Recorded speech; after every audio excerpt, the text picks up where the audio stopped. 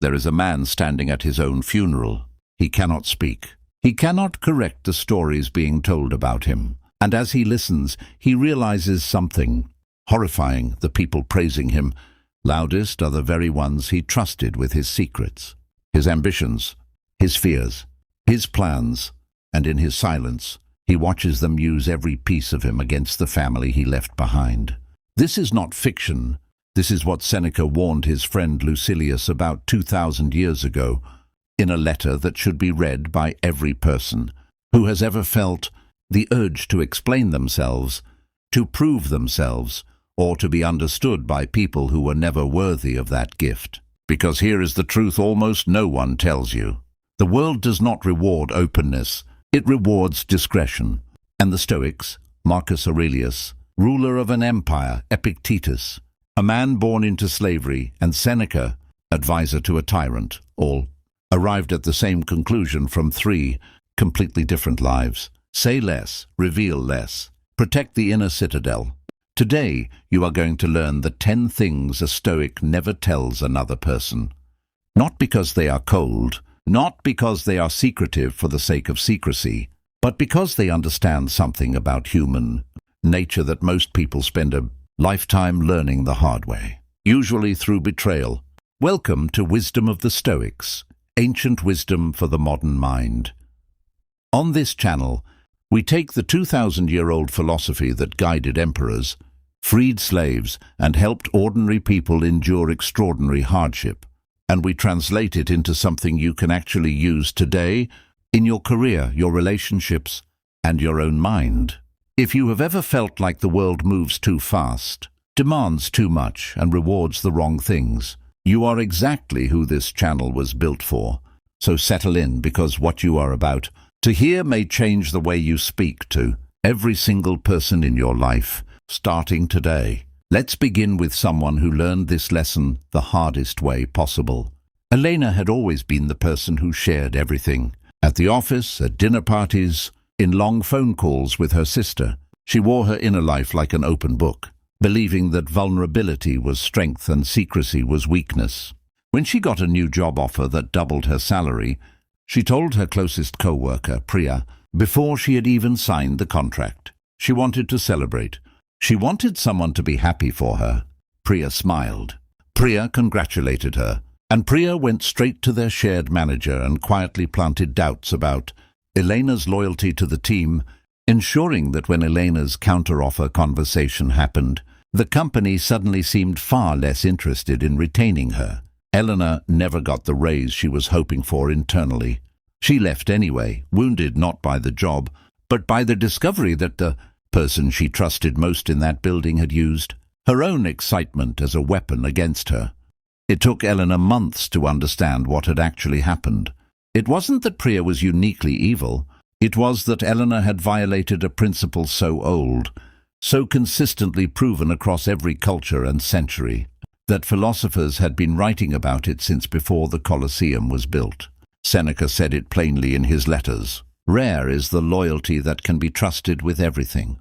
Most people, when given ammunition, will eventually use it, not always out of malice, but out of self-interest, carelessness, or simple human weakness under pressure. This is the first thing a Stoic never reveals, and it sets the foundation for everything else we're about to discuss. Your next move before it is finished. Marcus Aurelius, the most powerful man in the known world, did not announce his intentions before acting. He wrote in his private journal, never intended for public eyes, that a person should be like a rock against which the waves crash endlessly unmoved, its surroundings eventually growing calm around it. Notice what he did not say. He did not say, broadcast the rock's plans to the waves. The strength was in the stillness, the unannounced solidity. When you tell people what you're planning before you've done it, you invite 3 things you don't want. You invite doubt from people who don't believe in your capability and will voice that doubt loudly enough to plant seeds in your own mind. You invite sabotage from people who feel threatened by your growth, whether they admit it to themselves or not. And you invite premature accountability, the social pressure to follow through on something you announced, even after circumstances change, and the wisest choice would be to pivot. Epictetus, who spent his early life enslaved and later became one of Rome's most respected teachers, put it even more directly to his students. He told them that if they wished to make progress, they should be content to appear foolish and ignorant in outward matters. Do not wish to seem knowing, he said, and if some people think you're nothing, don't be bothered by it. Let your plans live in silence. Let your results speak when they are ready to speak. Think about the last time you announced a goal at a dinner party, a business idea, a fitness transformation, a plan to write a book, and felt a rush of dopamine from the validation of everyone nodding along. Studies on goal setting have shown something uncomfortable: the psychological satisfaction of being seen as the kind of person who does that thing can sometimes replace the actual motivation to do it. Your brain gets a taste of the reward before you've earned it, and the fire that should have driven you toward completion quietly burns out in the retelling. James learned this the hard way when he told his entire friend group he was quitting his corporate job to start a landscaping business. The praise felt incredible for about 2 weeks. Then reality arrived. Slow client acquisition, equipment costs, brutal early mornings. And every time he saw those same friends, he felt the weight of their expectations, pressing down on a plan that was now visibly struggling. He had turned a private experiment into a public performance, and the audience made failure feel like humiliation rather than simply data. A Stoic understands results announce themselves. Intentions should not. Now let's talk about the second thing, something so many people get wrong, especially in professional environments: how much money you actually have or don't have. This isn't about shame. The Stoics were remarkably unbothered by wealth or poverty as moral categories. Seneca himself was one of the richest men in Rome and never apologized for it, while Epictetus lived with almost nothing and considered himself equally capable of virtue. Money itself was, in their language, an indifferent, neither good nor bad in itself, only in how it was used. But knowledge of your financial position in the hands of others becomes a tool. It becomes a lever. Marco found this out when a distant cousin discovered, through a careless comment at a family gathering, that he had recently received a modest inheritance. Within a month, that same cousin was calling with an urgent investment opportunity, then a temporary loan, then a guilt-laden story about medical bills. Marco wasn't wealthy by any real measure, but the mere perception of surplus made him a target for extraction, and every boundary he tried to set afterward was met with resentment, as though the money itself had created an obligation he never agreed to. Marcus Aurelius wrote about guarding the citadel of the mind against external forces, trying to breach it, and financial information is one of the most common breach points precisely because money touches survival instincts in other people. When someone knows you have more than they assumed, envy activates. When someone knows you have less than they assumed, condescension or pity activates, along with sometimes opportunistic exploitation. Neither reaction serves you. The Stoic response isn't dishonesty, it's simply restraint. You do not owe anyone an accounting of your bank balance to prove your worth or explain your choices. The third thing follows closely behind, and it's one that costs people entire relationships: the full details of your family's private struggles. This is a sensitive one, so let's be careful here. There is a difference between healthy vulnerability with a therapist, a partner, or a truly trusted confidant, and casually sharing your family's fractures with acquaintances, co-workers, or people who have not earned the weight of that information. Elena again learned this distinction the hard way. During a rough patch with her aging father, arguments about his health decisions, tension with her siblings about caregiving, she vented extensively to a work friend during a particularly hard week. That friend meant no harm, but months later, in a completely unrelated context, details of Elena's family conflict resurfaced in a conversation Elena wasn't even part of, twisted slightly with each retelling until a version of her family that felt almost unrecognizable, had begun circulating in her social circle. Seneca wrote to Lucilius about the specific danger of oversharing born from loneliness or emotional overflow, the tendency to unburden yourself onto whoever happens to be nearby rather than someone chosen deliberately for their discretion and wisdom. He didn't say never share your burdens. He said choose so carefully whom you share them with. That betrayal becomes nearly impossible because you've already filtered for trustworthiness before the words ever leave your mouth. Family struggles carry generational weight, other people's dignity, and information that isn't entirely yours to share in the first place. Before you tell someone about your brother's addiction, your parents' divorce, your sister's mental health crisis, pause and ask whether this is truly your story to tell, or a story you're borrowing pain from because you need somewhere to put your own feelings. There are appropriate places for that unburdening. A crowded room of casual acquaintances is rarely one of them. If this idea is landing for you, if you're already thinking about a conversation you had last week that you probably shouldn't have had, go ahead and drop a comment below telling me which of these 10 you already suspected before clicking play. I read every single one, and it genuinely shapes what we cover in future videos. Let's move to the fourth thing, and this one is deceptively simple but devastatingly common. Your genuine opinion of the people around you. Not your professional feedback, not honest communication. In a relationship where truth-telling is the agreed-upon foundation, we're talking about the casual, unfiltered commentary people give about their co-workers, friends and family members to other co-workers, friends and family members, assuming the words will stay contained. They never stay contained. James discovered this in a way that nearly cost him a decade-long friendship. During a stressful project, he vented to a mutual friend about how disorganized and frustrating another close friend, his groomsman from his own wedding, had become to work with. It was said in a moment of pressure, not meant maliciously, the kind of thing anyone says when they're overwhelmed. But it reached the groomsman anyway, reshaped by 2 rounds of retelling into something far harsher than James had intended, and the friendship spent over a year in a cold, unspoken distance neither of them knew how to repair. Epictetus taught his students to examine their impressions before acting on them, to pause between the stimulus of frustration and the response of speech. He understood something essential about human psychology.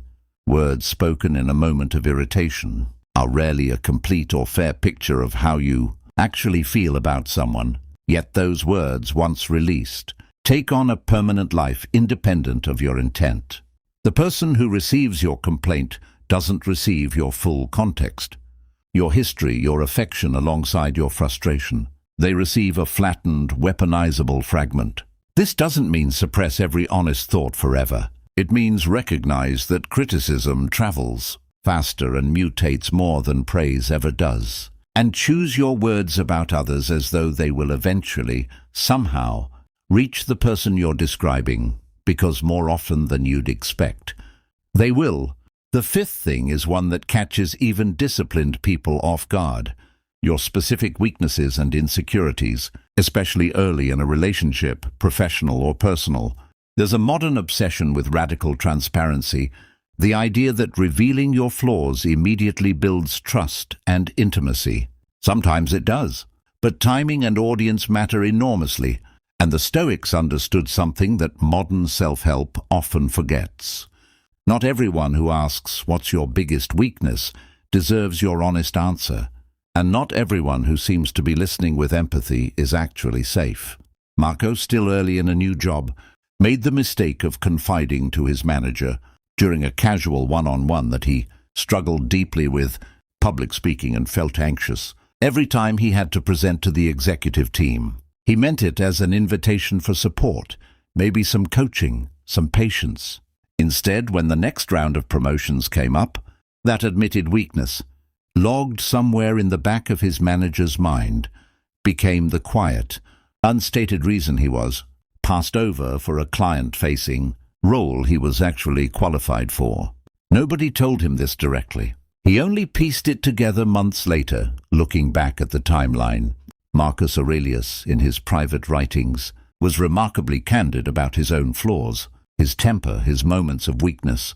But notice, those writings were never meant to be read by anyone. He confessed to himself in a journal, in the deepest privacy available to a Roman emperor, precisely because he understood that self-honesty and public confession serve entirely different purposes. Self-honesty builds character. Public confession, offered to the wrong audience, builds vulnerability that can be exploited. This is not an argument for dishonesty or for hiding your humanity from people who love you. It's an argument for discernment, for understanding that a weakness disclosed to a therapist, a spouse, or a genuinely trusted mentor becomes a tool for growth, while the same weakness disclosed to a competitive colleague or a new acquaintance can become a tool used against you, sometimes without any conscious cruelty at all, simply through the ordinary mechanics of self-interest.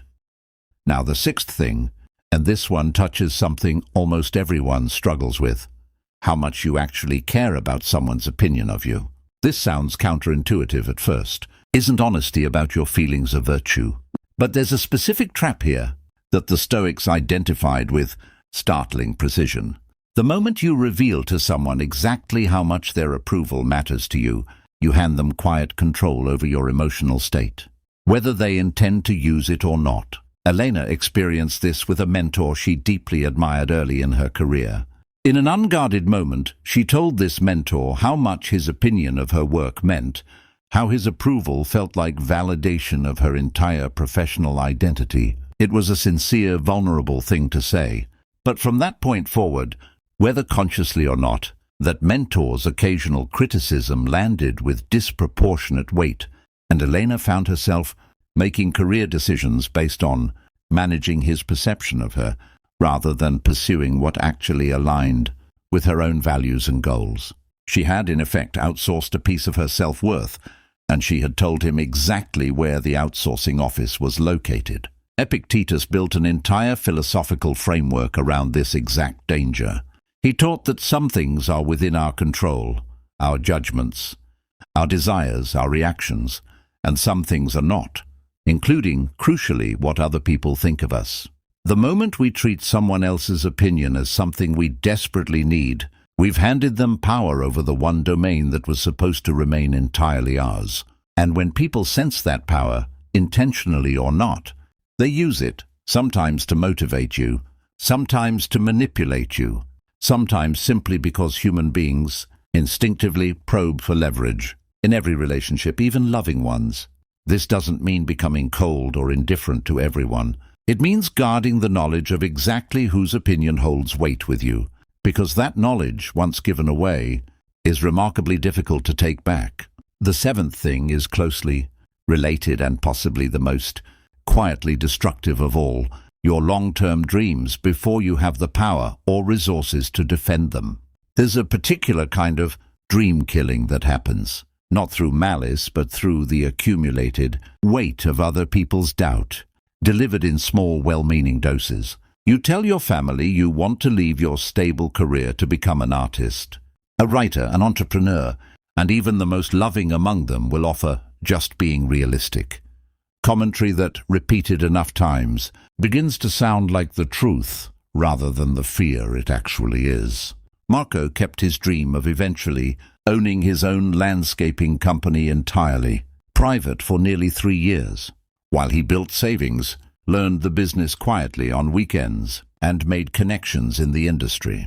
When he finally launched, seemingly overnight to everyone around him, people were shocked at how sudden it seemed. It wasn't sudden.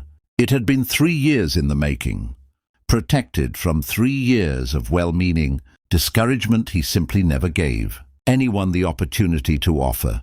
Seneca wrote about this directly, observing that some plans must be nursed in silence and secrecy until they've grown strong enough to withstand the world's opinion. He wasn't advocating permanent secrecy or an inability to seek counsel from wise people. He was identifying a specific, vulnerable window, the period between conceiving an idea and having enough evidence, resources, or conviction to defend it against skepticism.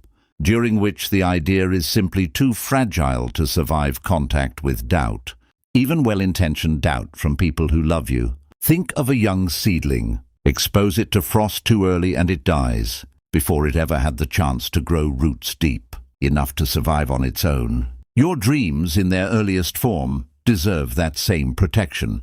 Not forever, just long enough. We're a little over halfway through the 10, and if you're finding value in this, take a moment right now to hit that subscribe button. This channel exists to give you exactly this kind of practical, applicable ancient wisdom every single week. And subscribing genuinely helps more people find their way to these ideas when they need them most. Now let's continue. The 8th thing might be the hardest one to accept, because it goes against so much of what modern culture tells us about honesty, the exact details of the good things happening in your life while they are still happening. This is different from announcing plans. This is about the present tense, the new relationship that's going wonderfully, the health improvement you're experiencing, the small daily wins that feel good to share. The Stoics understood a psychological phenomenon that modern research has only recently confirmed. Envy is one of the most common, least admitted human emotions, and it is activated far more easily than most people realize, often by people who genuinely love you. Elena, thrilled about a new relationship that felt different, healthier, more mature than anything she'd experienced before, shared every joyful detail. With a close friend who was going through a difficult divorce at the time, she wasn't wrong to be happy. She wasn't wrong to want to share it with someone she loved. But the timing, combined with the sheer volume of detail, created a quiet distance between them that neither woman ever directly addressed. Her friend wasn't a villain. She was a human being in pain, watching someone else's joy in real time, and the friendship simply couldn't hold both experiences at once without some strain. Marcus Aurelius wrote extensively about the discipline of not needing external validation for internal contentment, cautioning against the habit of constantly narrating your own happiness for an audience.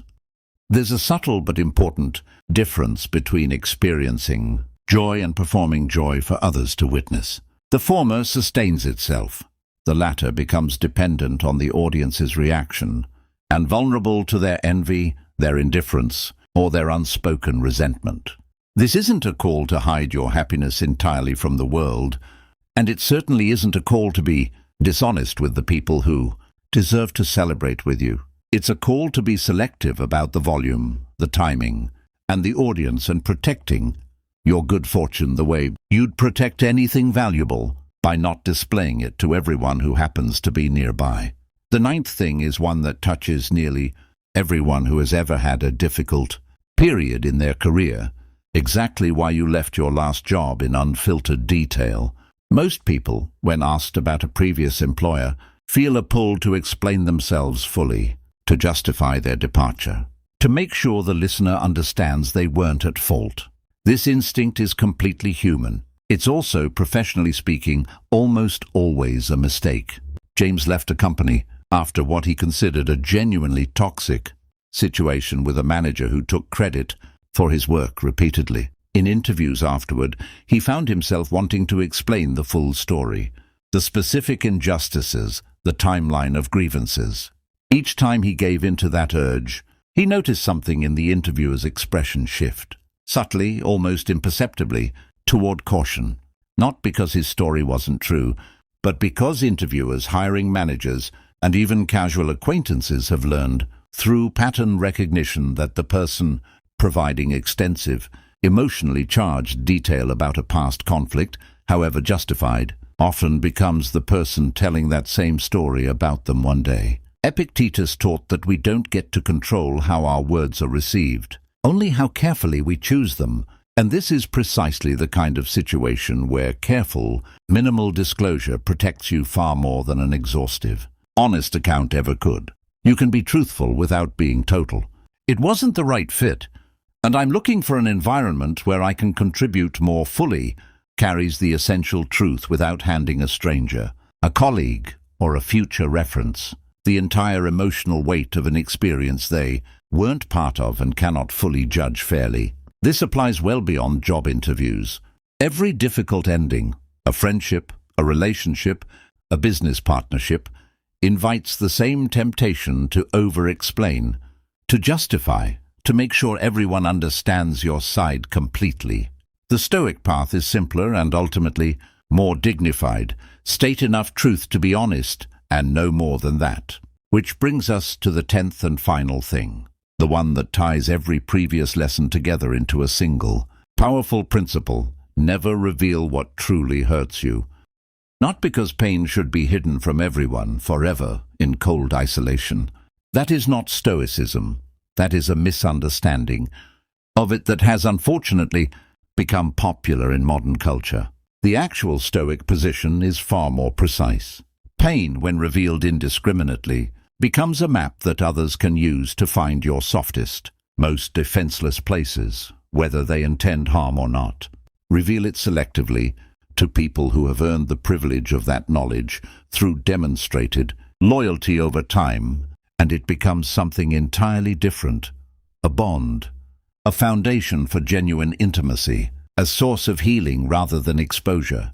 Marco carried this lesson from a painful early experience. As a teenager, he'd confided in a close friend about how deeply his parents' constant comparisons to his older brother affected him. How a single offhand comment about "why can't you be more like him" could derail his entire week. Years later, during an argument that had nothing to do with any of this, that same friend, in a moment of anger, used that exact insecurity as a weapon, throwing it back at him with surgical precision. The wound wasn't just the words, it was the realization that something so tender had been catalogued and stored, waiting for a moment of conflict to be deployed.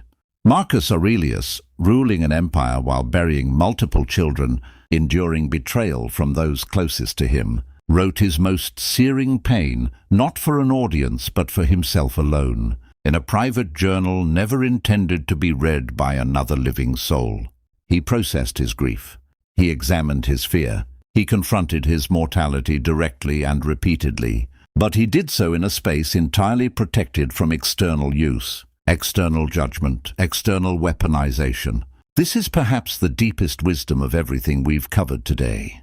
Privacy is not the opposite of connection.